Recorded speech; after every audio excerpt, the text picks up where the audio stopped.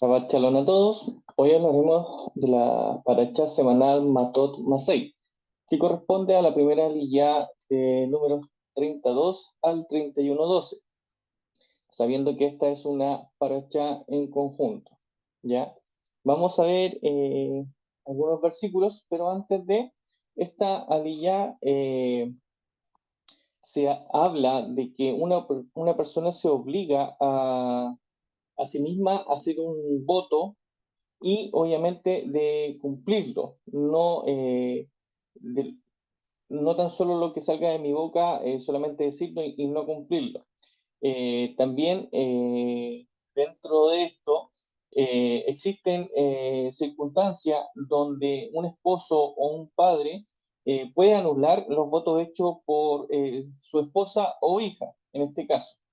Ya. También los israelitas se le ordenó ir a vengarse de los midianitas, ya, los madianitas. Obviamente esto es por seducir a los hombres judíos eh, en pecar y meterse con las mujeres midianitas para poder combatir al pueblo judío.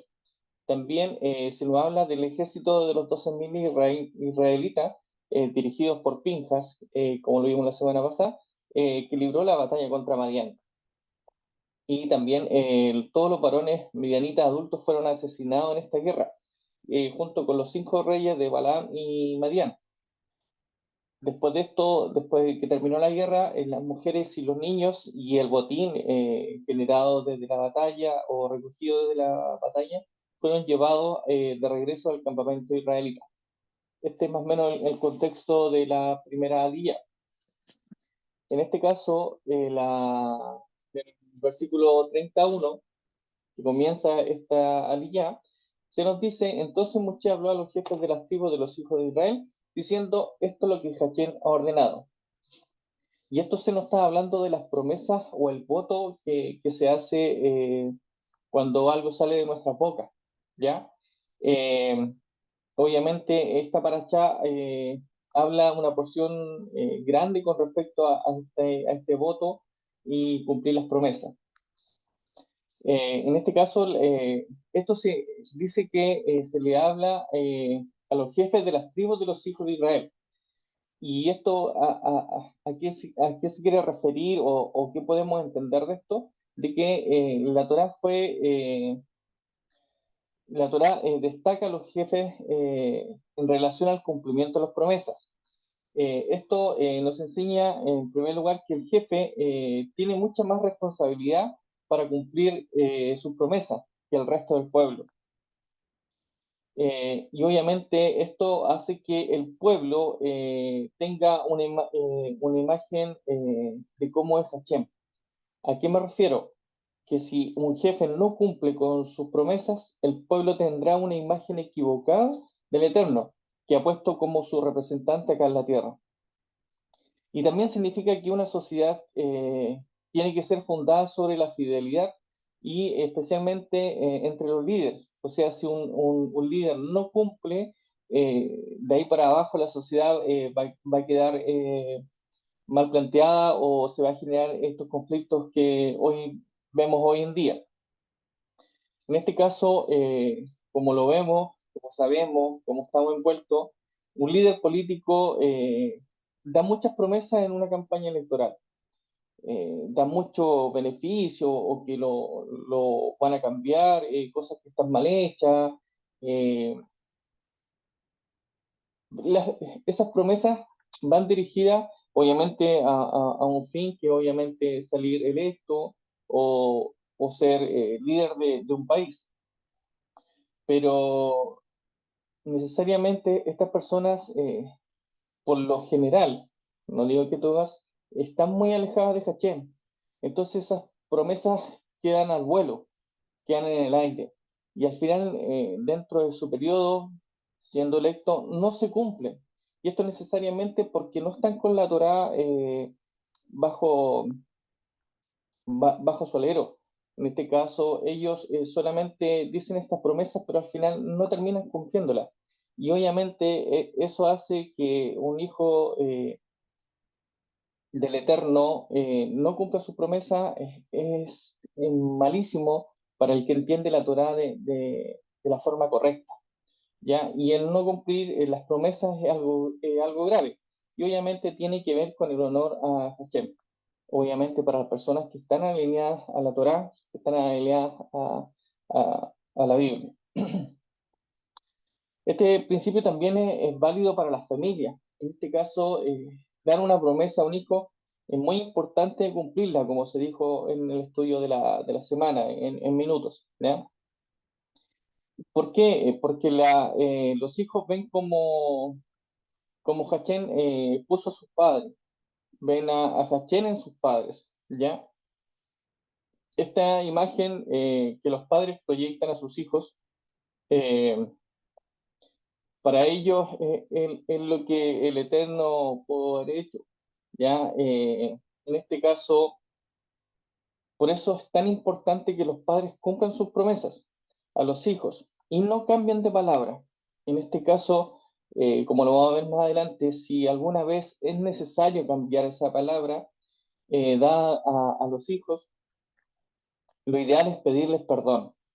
Lo ideal es para que entiendan que no es un comportamiento habitual, no es un comportamiento que es digno para Hashem, pero obviamente para ellos, la visión de ellos es como quebrar la palabra del Eterno, sabiendo que los padres están, son puestos por el Eterno, en este caso. En este también implica que un hombre es responsable para cumplir su palabra ante también las autoridades, ¿ya? Y que en ciertos momentos las autoridades tienen la posibilidad de anular que hayan sido hechas por los israelitas. En este caso, estamos hablando de cuando una persona no puede cumplir su promesa o no está bien indicada su promesa, ellos pueden pedir que se pueda revocar. ¿Ya? Eso también lo vamos a ver un poquito más adelante.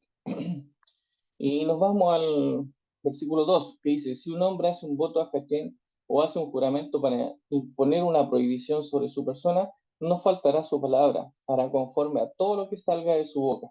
Y eso es lo que estábamos hablando hace poquito. Y aquí hay dos, como lo vemos acá, tenemos dos tipos de promesas. Uno que es el voto y el otro que es el juramento. En este caso, voto en hebreo es neder, y que significa promesa, voto o algo prometido. Y juramento es techubá, ¿ya? En este caso, y tiene que ver con la restricción de una persona misma y de no hacer cierta actividad permitida. En este caso, ¿cómo podemos entender esto? Para lo que es voto, tiene que ver con una restricción sobre un objeto. Cómo podemos dar cierto objeto o animal, ¿ya? Y en este caso, como decíamos, juramento es necesariamente prohibirse de hacer algo que está permitido. Eh, en este caso, el texto viene después de las leyes sobre los sacrificios, que ya lo hemos visto en las diferentes parachas anteriormente. Y se interpreta que una persona que hace una promesa o sacrificio está obligada a cumplirla en la siguiente fiesta señalada, como nos dice en el versículo capítulo 29-39. El que promete sacrificar un animal específico señalado, diciendo, por ejemplo, este mismo animal lo voy a sacrificar a Hachén, esto viene siendo un neder, como lo vimos acá, un voto, ¿ya? Pero el que promete un tipo de sacrificio con cualquier animal, diciendo, ejemplo, voy a hacer una ofrenda de ascensión, esta es una teshuvah, es un juramento, ¿ya? En este caso, el Midrash también menciona tres momentos recomendables para hacer estas promesas. Primero, cuando uno tiene un hábito pecaminoso y desea arrepentirse de ellos haciendo una promesa. Por ejemplo, el glotón puede prometer no comer carne durante un tiempo. Un bebedor también puede prometer no beber bebidas alcohólicas. Y un codicioso puede rehusar de hacer regalos. En este caso, también, si hay una oportunidad para cumplir una misma, un mandamiento, que es la segunda parte, uno puede declarar bajo juramento cumplirla para no perder esa oportunidad.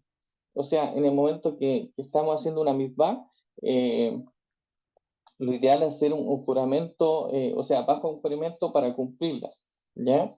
Y el tercero es como nuestro padre, Jacob, cuando hizo una promesa, cuando estaba en apuro. Así que en la aflicción podrá hacer esas promesas. Esto cuando está en peligro de esa. Dentro de la referencia, en Deuteronomio 23, 21, 23, que me gustó mucho para poder entender lo que estamos estudiando, que dice, cuando hagas un voto a Hachén tu Dios, no tardarás en pagarlo, porque Hachén tu Dios ciertamente te lo reclamará, y sería pecado en ti. Sin embargo, si te abstienes de hacer algún voto, no sería pecado en ti. Lo que salga de tus labios, cuidarás de cumplirlo, tal como voluntariamente has hecho voto a Hachén tu Dios, por lo cual has prometido con tu boca. En este caso, la Torá destaca la importancia en cuanto al mandamiento y cumplimiento de la promesa. Es interesante ver la conexión entre perforar o herir o el hecho de no cumplir una promesa. El que no cumple su promesa o su voto, a causa, esto causa una herida, ¿ya? Causa una perforación y en la imagen de Hachem.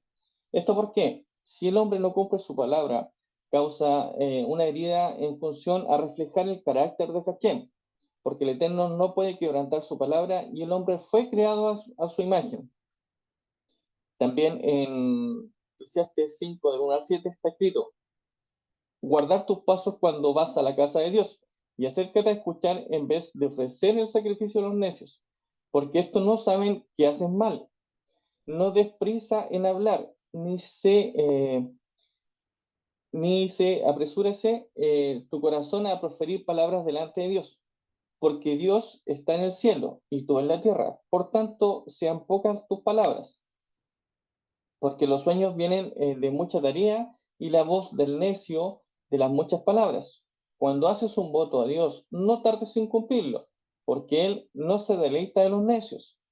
El voto que haces, cúmplelo. Es mejor que no hagas votos a que hagas votos y no los cumplas. No permitas que tu boca te haga pecar y no digas delante del mensajero que fue un error, porque ha de enojarse Dios a causa de su voz y destruir la obra de tus manos, porque en los muchos sueños y en las muchas palabras hay vanidades. Tú, sin embargo, teme a Dios. En este caso, Hachem toma en cuenta nuestras palabras mucho más de lo que pensamos y está pendiente de nosotros. Es mejor que no hagas votos a que hagas votos si no los cumplas. Eso lo dejó muy claro en estos versículos. Tenemos que honrar las palabras que salen de nuestras bocas como el Eterno honra su palabra, sabiendo que el Eterno no se equivoca. Hachel se ha atado a sí mismo con la palabra que salió de tu boca. De la misma manera nosotros nos atamos con nuestras propias palabras, y en el caso de no cumplirlas, estaríamos en pecado. Obviamente dentro de la escritura que estamos aprendiendo y entendiendo, hay principios de autoridad y subordinación. En el caso de el varón está bajo la autoridad de los jefes, que eso lo vimos en el versículo 1 y 2. Ya también nos habla de las mujeres adolescentes bajo la autoridad del padre, que eso aparece del 3 al 5, que ya lo vamos a ver. La mujer adulta soltera no está bajo la autoridad de su padre, pero la anulación de sus promesas también está del 3 al 5, también lo vamos a ver. La mujer desposada está bajo la autoridad de su marido, en el versículo del 6 al 8. También la mujer viuda o divorciada no tiene una autoridad inmediata sobre sí que le pueda anular los votos. Sin embargo, está bajo la autoridad de los jefes, al igual que los varones. Y la mujer casada está bajo la autoridad de su marido, que lo vamos a ver en el 10 al 15. Y en este caso, también nos queda que hay tres formas en que puede tener lugar la anulación cuando hacemos un voto y obviamente nos equivocamos, en este caso, o tenemos que ser corregidos o simplemente no vamos a poder cumplir. Y en este caso, la primera forma de anular es por un rabino, ya, o un sabio reconocido, que tiene el poder retroactivo de liberar a una persona de una promesa que ha hecho. Es la única persona que puede liberar o generar esta anulación retroactivamente. En este caso, la segunda forma es por el padre de una niña que ha hecho un voto mientras aún está bajo su tutela, ya que también lo vamos a ver más adelante, que obviamente vamos a diferenciar cuando el padre o el esposo lo puede hacer. Y también por el esposo que pueda vetar a su esposa, que esa es la tercera forma. En este caso, los poderes del padre y del marido no son retroactivos como vimos que lo puede hacer un rabino o un sabio reconocido. Es decir, solo anulan la obligación de cumplir el voto desde el presente. O sea, en el momento en que se hace este voto, es la forma de anularlo. No hay otra forma.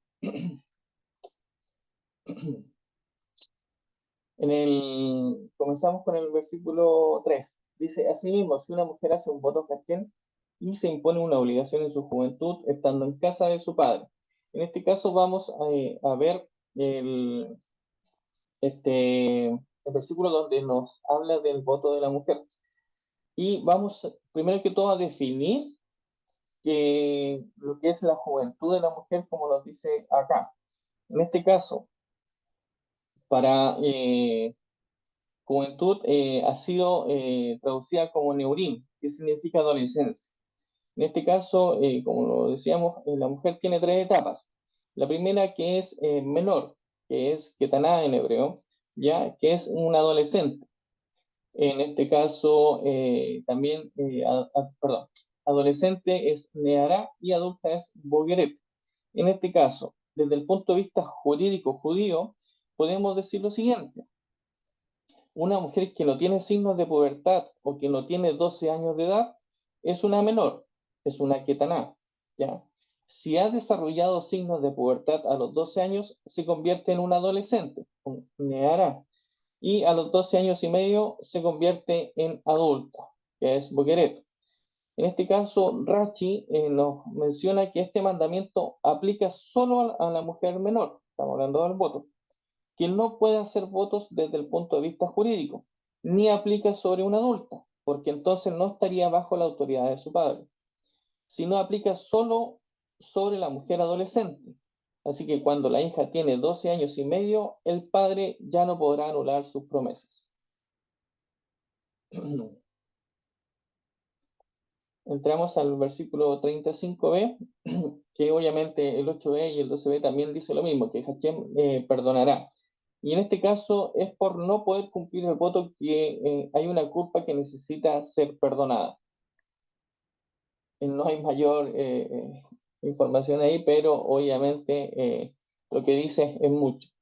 En el versículo 8 nos dice, pero si el día en que su marido se entera de ello, se lo prohíba, entonces él anulará el voto bajo el cual ella está, y la declaración imprudente de sus sabios con que se ha comprometido, y Hachem la perdonará.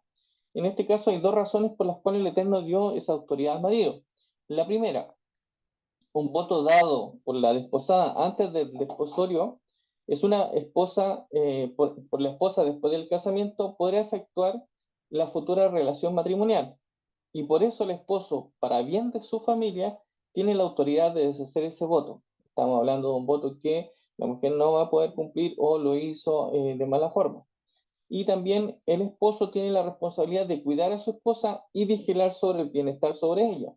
Si el, si el voto, si ve que el voto que hizo en su adolescencia es perjudicial para ella, él también puede anular ese voto. Ya cuando pasa a ser esposa, está vigente, por ende lo puede realizar él.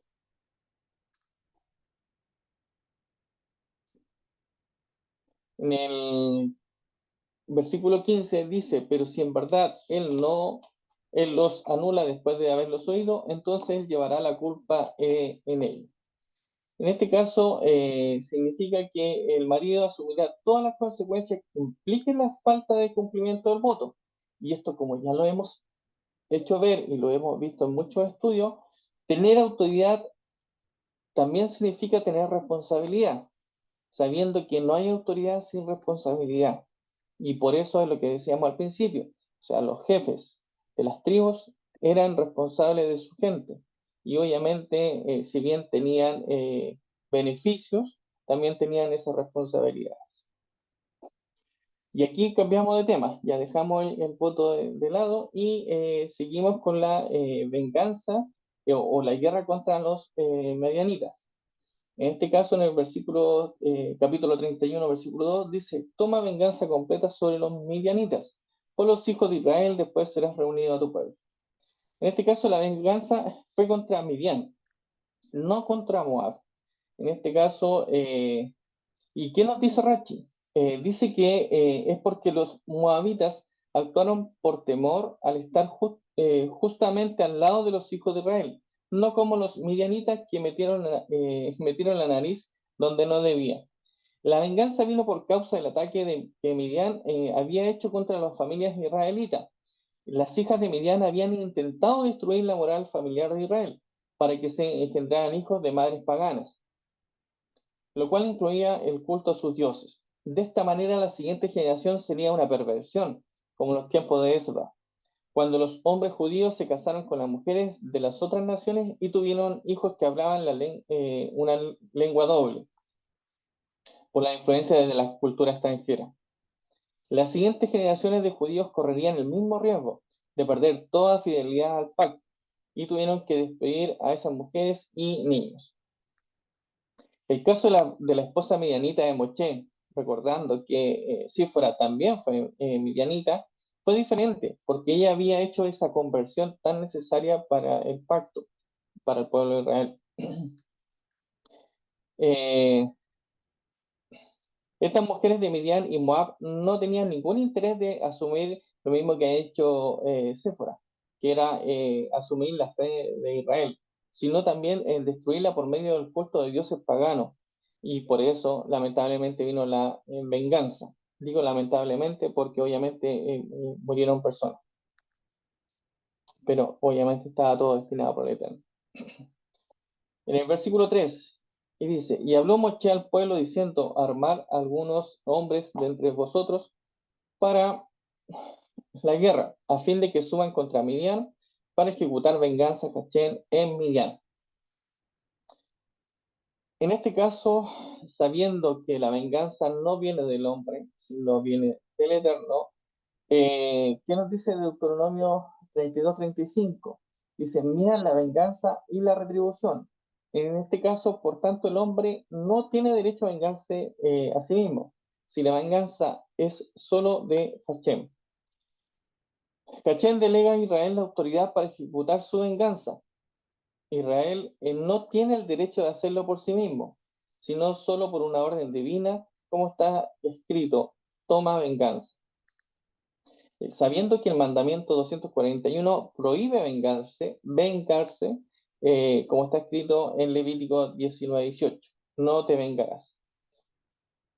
Saqué una referencia que es Romanos 12, del 17 al 21, que dice, nunca paguéis a nadie mal por mal, respetad lo bueno delante de todos los hombres. Si es posible, en cuanto de vosotros dependa, está en paz con otros hombres. Amados, nunca os venguéis vosotros mismos, sino dad lugar a la ira de Dios. Porque está escrito, mía es la venganza, yo pagaré, dice el Señor. Pero si tu enemigo tiene hambre, dale de comer, y si tiene sed, dale de beber. Porque haciendo esto, carbones encendidos amontonarás sobre tu cabeza. No seas vencido el mal, sino vence como el bien el mal. El hombre no tiene derecho a vengarse por sí mismo, ¿ya? Tiene el derecho de defenderse, pero de no vengarse. Solo las autoridades que son puestas por el Eterno tienen el derecho de ejecutar su venganza. En este caso, si has sido tratado con injusticia, deja el lugar que Hachén juzgue, no pidiendo la justicia, porque sabemos que eso también vamos a ser juzgados de la misma forma, directamente o a través de las autoridades que él ha puesto en jerarquía, ¿ya? Hachén puso como autoridad un vengador que castiga al que practica lo malo, pero si la autoridad no lo hace, no está cumpliendo su función. En este caso, este principio es válido también entre los padres y sus hijos. Aquí entramos en una lección. Los hijos tienen el derecho, no tienen el derecho a vengarse entre ellos mismos. Los padres tienen la obligación de ejecutar la venganza sobre aquel de sus hijos que ha cometido una falta contra su humano. O sea, hoy día podríamos entender una enseñanza, no una venganza, sino una enseñanza contra su hermano. En el caso de que no haya pedido perdón y poder arreglarlo todo. Si los padres dejan que sus hijos se dañen sin ejecutar justicia, los hijos no aprenderán el principio de que Hachén es el vengador, no nosotros. En el versículo 5 nos dice, entonces se prepararon entre los miles de Israel, 1000 cada tribu, 12.000 hombres armados para la guerra. Y aquí empezamos a ver cosas proféticas. En la escritura, el número 12 tiene que ver con el gobierno. Así que cuando aparece el número 12.000, siempre en relación con la guerra, tiene que ver con el dominio y la autoridad. Y esto aparece en muchas referencias, como Josué, Jueces, Samuel, Reyes, Salmo. En este caso, los 12.000 de cada tribu, que son mencionados en Revelaciones 7, son los que van a conquistar el mundo para el reino venidero. La Nueva Jerusalén mide 12.000 estadios en 3 direcciones, que esto aparece en Revelaciones 21:16, que esto significa que tendrá el dominio total sobre todo el mundo creado. Que así sea. En el versículo 6 nos dice, y Moche envió a la guerra 1000 de cada tribu, y a Pinjas, hijo del sacerdote Eleazar, a la guerra con ellos, con los utensilios sagrados y las trompetas en su mano para la alarma. En este caso dice que tuvieron que llevar utensilios sagrados de guerra. Según Rachi, se trataba del arca y la placa de oro del sumo sacerdote, junto con las trompetas. Esto nos enseña que fue una gran guerra espiritual. En este caso, más adelante vemos como ninguno de los hijos de Israel había muerto en la guerra, como aparece en el versículo 49, porque, porque ellos fueron protegidos sobrenaturalmente, o sea, por el Eterno. ¿Por qué? Porque el Eterno los había enviado. También en el versículo 8b dice, también mataron a espada a Bilán, hijo de Beor. En este caso, Bilán recibió parte de la venganza de Hachén por haber dado consejos para hacer pecar a los hijos de Israel. El que causa que otro peque tendrá su castigo. En este caso, como lo vimos en las parachas anteriores, claro, Bilán hizo uso del el regalo que le hizo el Eterno, la profecía, pero lo estaba ocupando de mala forma, netamente por el dinero, la retribución, sabiendo que el Eterno también hizo que de su boca salieran palabras de bendición para Israel. En este caso, cuando los 12.000 eh, hijos de Israel, 1000 de cada tribu, fueron enviados a ejecutar esta venganza del Eterno contra Midian, también fue Pinjas, como nos dice en los versículos. El nieto de Aarón, recordando que Pinjas había recibido el sacerdocio eh, por acto, ya no por sangre. Y fue por mostrar el celo al Eterno cuando parte del pueblo cometió la fornicación contra las mujeres midianitas. Pinjas tenía el mismo sentimiento que el Eterno en cuanto a los midianitas, y por eso estaba capacitado para dirigir al pueblo en la guerra. En este caso, es muy importante que Pinjas estaba encargado de llevarse las herramientas santas del tabernáculo y las trompetas de plata para tocar la teruá, la alarma. En este caso, Rachi nos dice que las herramientas santas fueron el arca y la placa frontal de oro del sumo sacerdote, como nos decía el estudio. Estos objetos fueron llevados con el fin de hacer frente al espíritu de impureza que estaba detrás de los midianitas. Esta guerra era santa, ordenada por el Eterno, con el fin de ejecutar venganza. Por lo tanto, la presencia divina y los ángeles tenían que acompañarles en la guerra. El sacerdote Pinjas estaba allí para activar todas las fuerzas sobrenaturales del Eterno en el momento de la guerra. Y al tocar la trompeta de plata, el Eterno envió órdenes a sus ángeles para proteger y fortalecer a los 12.000 soldados que estaban cumpliendo sus órdenes. De esa manera su misión fue muy próspera. En este caso, ¿qué podemos entender esto? Que cuando uno entra en una batalla hay que asegurarse de tres cosas. El primero es que esté cumpliendo la orden divina. La segunda, que esté en presencia del Eterno. Y la tercera, que camines en santidad. En este caso, cualquier batalla que podamos tener se ganará con estas tres cosas. Bueno, es el estudio de esta semana de la primera ley, que sea de gran bendición para cada uno de ustedes. Shabbat Shalom.